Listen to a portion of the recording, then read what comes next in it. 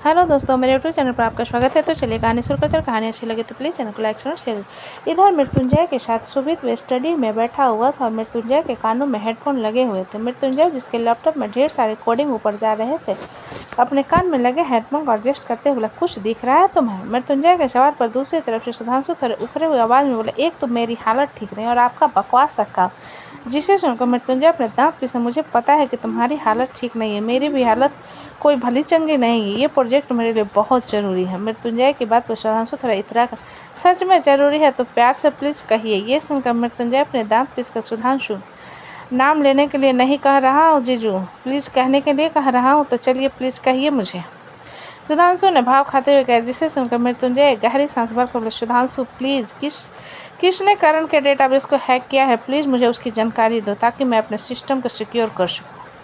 मृत्युंजय की बात सुनकर सुधांशु हल्का सा मुस्कुरा कर, ठीक है, आप भी क्या याद रखोगे? इतना कहने के बाद सुधांशु, जिसके हाथ में राजीव का लैपटॉप था, वो अपनी उंगलियों को कीबोर्ड पर तेजी से चलाने लगा। जब उसे अपने सिर में दर्द महसूस होने लगा, जिस कारण उसके मुंह से एक आह निकली। सुधांशु के कराने की आवाज़ सुनकर मृत्युंजय अपने हेडफोन को कान में एडजस्ट करते हुए बोला, सुधांशु तुम ठीक हो ना? मृत्युंजय की बात सुनकर सुधांशु अपना सिर हिलाते हुए बोला, मैं तो ठीक हूँ, लेकिन कहते हैं ना, ज़्यादा दिमाग लगाने से दिमाग का एंटीना गर्म हो जाता है। लगता है आज सच हो रहा है। यह सुनकर मृत्युंजय थोड़ा परेशान होकर, अगर ये बात है तो रहने दो, मैं किसी और को हायर कर लेता हूँ। मृत्युंजय की बात सुनकर सुधांशु हल्का सा मुस्कुरा कर बोला, कोई बात नहीं जीजू, मेरा बनाया हुआ सिस्टम मुझसे बेहतर कोई नहीं समझ सकता, इसलिए आपको परेशान होने की ज़रूरत नहीं है।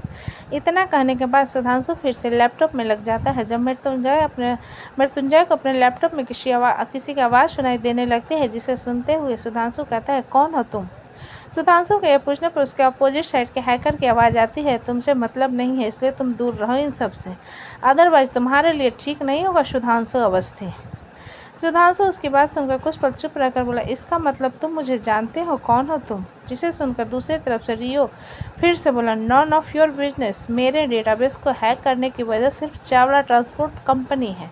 रियो के बात पर मृत्युंजय अपनी सख्त आवाज़ में बोला, लेकिन उनके साथ हमारे कारोबार जुड़े हुए हैं, इसलिए हमारा इससे ज़रूर मतलब है। रियो मृत्युंजय की बात पर कुछ चुप रहकर बोला, सारे डेटाबेस में मैंने एंटीवायरस सॉफ्टवेयर इंक्लूड कर दिया है, जिसके कारण कुछ देर में वैसे भी सारी डेटाबेस गायब हो जाएगी, इसलिए सॉरी।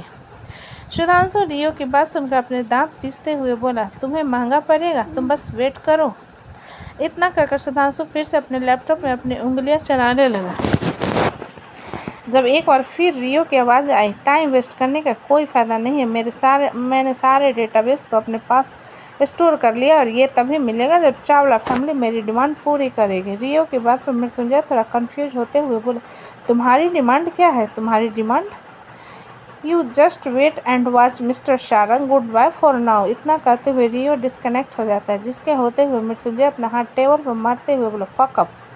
जिसे सुनकर दूसरी तरफ से सुधांशु बोला, गाली देना बुरी बात है। सुधांशु की बात सुनकर मृत्युंजय थोड़ा चिढ़ते हुए बोला, बस पूरी दुनिया में एक लौटे तुम ही हो संस्कारी, फिर बाकी सब लोग बेवकूफ़ हैं। मृत्युंजय की बात सुन सुधांशु मुंह बनाते, मैंने ऐसा तो नहीं कहा, वैसे कांग्रेचुलेशन, उसके जाते जाते शारंग के डेटाबेस को छोड़ दिया है। सुधांशु की बात सुनकर मृत्युंजय थोड़ा कंफ्यूज होते हैं, लेकिन एक बात मुझे समझ नहीं, उसकी दुश्मनी क्या है चावला फैमिली से? सुधांशु मृत्युंजय की बात पर अपना सिर नहीं में हिलाते, मुझे क्या पता है, इतना दिमाग लगाने का काम आपका है तो आप जाकर लगाओ, मेरे सिर में दर्द कर रहा है, मैं सो रहा हूँ, बाय। इतना कहते हुए सुधांशु लैपटॉप से लॉग आउट हो जाता है और मृत्युंजय जिसके लैपटॉप को सुधांशु से कनेक्ट कर रखा था, उसकी भी स्क्रीन पूरी तरह से शट डाउन हो जाती है। मृत्युंजय शट डाउन स्क्रीन को देखते हुए गहरी सोच में शोभित की तरफ देख कर बोला, शोभित जो कि खुद कुछ सोच रहा था, मृत्युंजय की आवाज़ में उसकी तरफ देखते हुए, मैंने इस आवाज़ को कहीं सुना है, लेकिन लगता है कि उसे वॉइस चेंजर इस्तेमाल किया है। शोभित की बात सुनकर मृत्युंजय अपना सिर हिलाते हुए बोला, वही तो, वरना मैं खुद पहचान जाता। वैसे विप्लव कहाँ है? विप्लव जिग पर शोभित एकदम से मृत्युंजय की तरफ देखते हुए बोला, विप्लव? हाँ, विप्लव मृत्युंजय के बिना शोभित के एक्सप्रेशन को नोट किए कहा, जिस पर शोभित अपना हाथ टेबल पर मारते हुए बोला, ब्रो, विप्लव पूरी रात से गायब और उसका वो दोस्त राघवेंद्र सिंह ठाकुर एक हैकर है, उनकी टीम में सारी डिजाइनिंग और कैरेक्टर्स को संभालने का काम वही करता है। शोभित की बात पर मृत्युंजय अपना सिर हिलाते हुए बोला, अच्छी बात है, अच्छा चलेगा उनका बिजनेस, तो तुम इतना सोच क्यों रहे हो भाई? गोली आपके सीने में लगी थी, दिमाग में नहीं।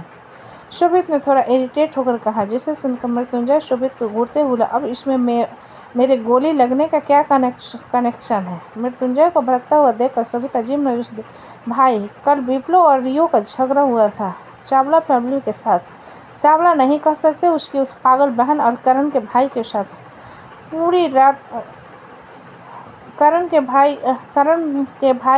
बहन के साथ पूरी रात विप्लो और रिया गायब और दोनों काफ़ी गुस्से में निकले थे। कहीं इन दोनों का ही तो हाथ नहीं है ना, वरना वो सारंग के बिजनेस को क्यों छोड़ देता?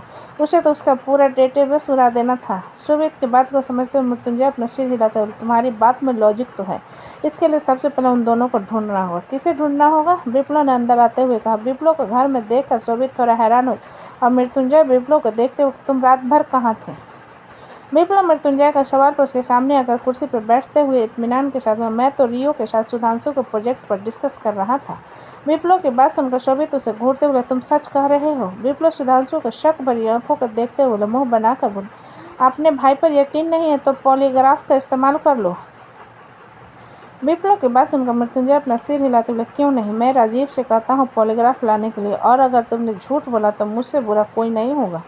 मृत्युंजय की बात सुनकर विप्लव मन में बोला, मुझे क्या किसी के गधे ने काटा था जो मैंने कह दिया कि पॉलीग्राफ से चेक कर लो? क्या यार, मैं खुद क्यों आइडिया देता हूँ किसी को अपनी बर्बादी का? इतना सोचते हुए विप्लव कॉन्फिडेंस होकर मृत्युंजय की तरफ देखकर बोला, बुला लो, मुझे कोई दिक्कत नहीं है। विप्लव की कॉन्फिडेंस भरी आवाज़ को सुनकर शोभित मृत्युंजय की तरफ देखते हुए बोला, ये बंदर जिस कॉन्फिडेंस से कह रहा है, मुझे लगता है कि ये सच में सुधांशु के प्रोजेक्ट के बारे में ही डिस्कस कर रहा था। विप्लव शोभित की बात सुनकर उसकी तरफ देखते हुए कुर्सी से खड़ा होकर बोला, देखो भूल गया आपके कारण, मॉम नीचे बुला रही है, पंडित जी आए हुए हैं। शोभित विप्लव की बात सुनकर कुर्सी से खड़ा होते मृत्युंजय से बोला, पंडित जी मेरी और अदिति की शादी के लिए तारीख देखने आए थे, आप भी नीचे आ जाइए। मृत्युंजय शोभित की बात सुनकर अपना सिर हिला देता है तो शोभित स्टडी रूम से बाहर चला जाता। शोभित के जाने के बाद विप्लव मृत्युंजय के पास आकर उसे उठाते हुए बोला, आप लोग सुबह सुबह यहाँ क्या कर रहे हो? विप्लव के ये सवाल को सुनकर मृत्युंजय उसके बाजू को पकड़ खड़ा होने के बाद चलते हुए कहा, वो थोड़ी सी टेक्निकल इशू आ गई थी इसलिए हम यहाँ पर थे, लेकिन तुम बताओ कल मैरिज हॉल में झगड़ा होने के बाद कहाँ चले गए थे? बच्चों के साथ गुच्ची खेलने गया था, विप्लव ने जवाब दिया, जिसे मृत्युंजय विप्लव को बुरी तरीके से घूरते हुए बोला, आजकल तुम कुछ ज़्यादा ही सवाल जवाब नहीं देते। ये कहते हुए लोग स्टडी रूम से बाहर है, जिस पर विप्लव मृत्युंजय के सवाल पर सिर नहीं में हिलाते हुए कहता है, बिल्कुल नहीं, मैं बिल्कुल करेक्ट जवाब देता हूँ और बताना भूल गया, मामू भी नीचे बैठे हुए हैं। मृत्युंजय विप्लव के बाद अपना सिर हिला देता है और उसके साथ नीचे आ जाता है तो वर्षा और महक सब लोगों को नाश्ता दे रही थी और पंडित जी की तारीख निकाल रहे थे। कांत शमशेर जी की गोद में था और अभय निर्जला की गोद में बैठा हुआ था। मृत्युंजय भी आकर वहाँ पर सोफे पर बैठ जाता है और विप्लव जाकर शमशेर जी के सामने वाली कुर्सी पर बैठकर अभय के हाथ में पकड़े चॉकलेट को छीनने लगता है।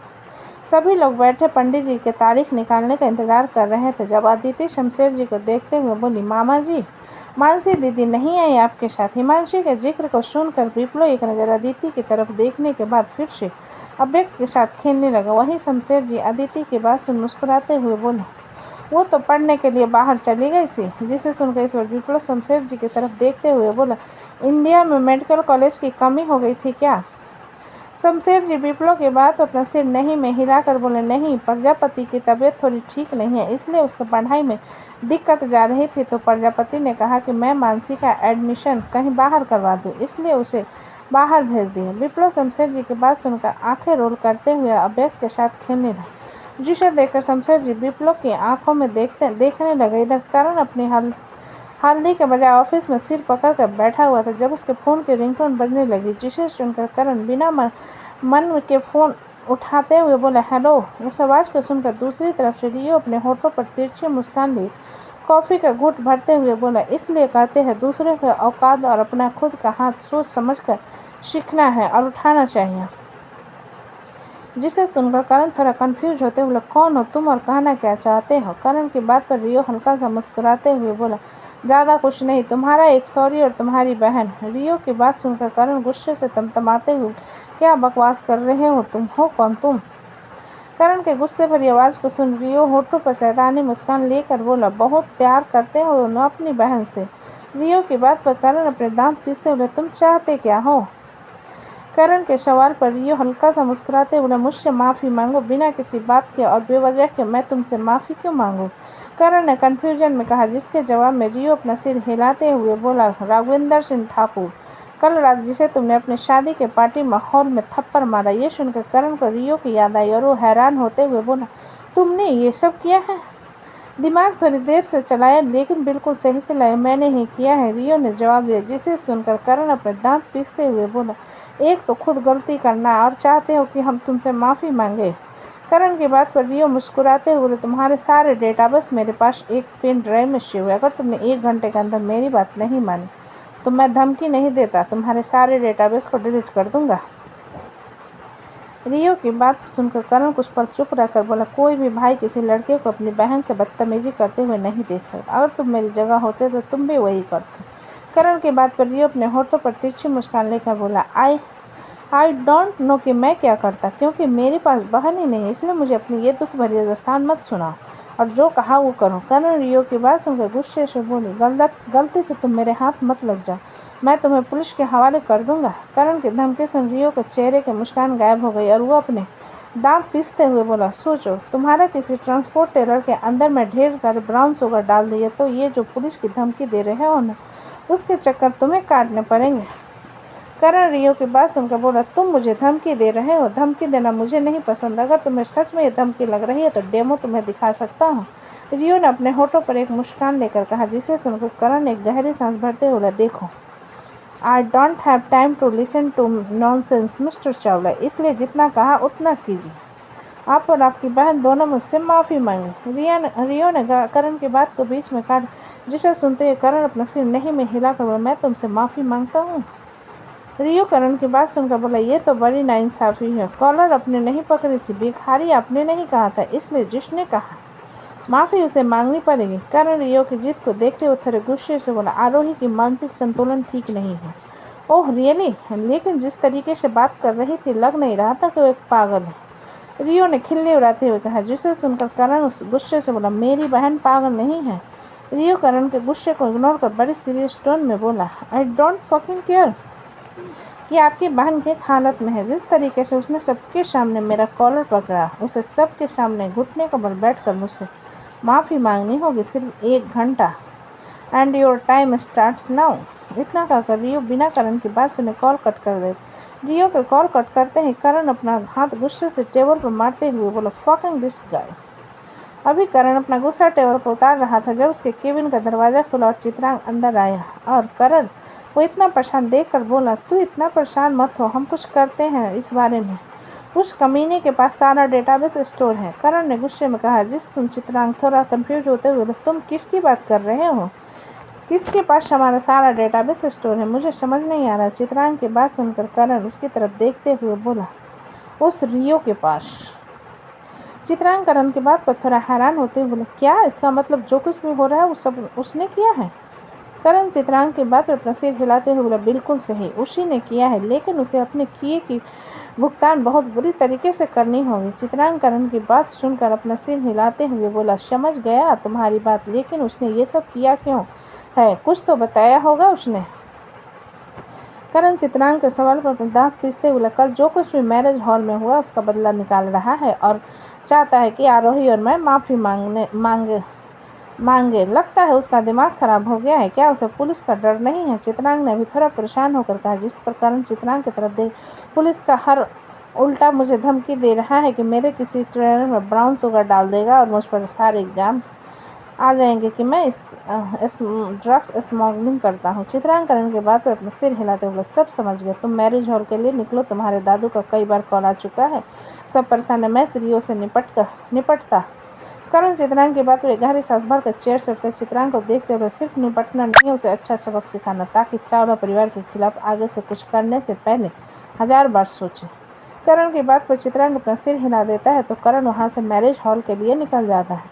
करण के जाने के बाद चित्रांग कुछ पल बिल्कुल शांत रहने के बाद अपना फ़ोन निकाल किसी को मैसेज टेक्स्ट कर देता है, फिर एक गहरी सांस लेता है और सेक्रेटरी डिपार्टमेंट की तरफ चला जाता है। तो दोस्तों कहानी कैसी लगी मुझे कमेंट में दीजिए। अच्छी लगे तो प्लीज़ चैनल को लाइक करें, सब्सक्राइब करें और ज़्यादा से ज़्यादा शेयर करें। कहानी को पूरा सुनने के लिए धन्यवाद।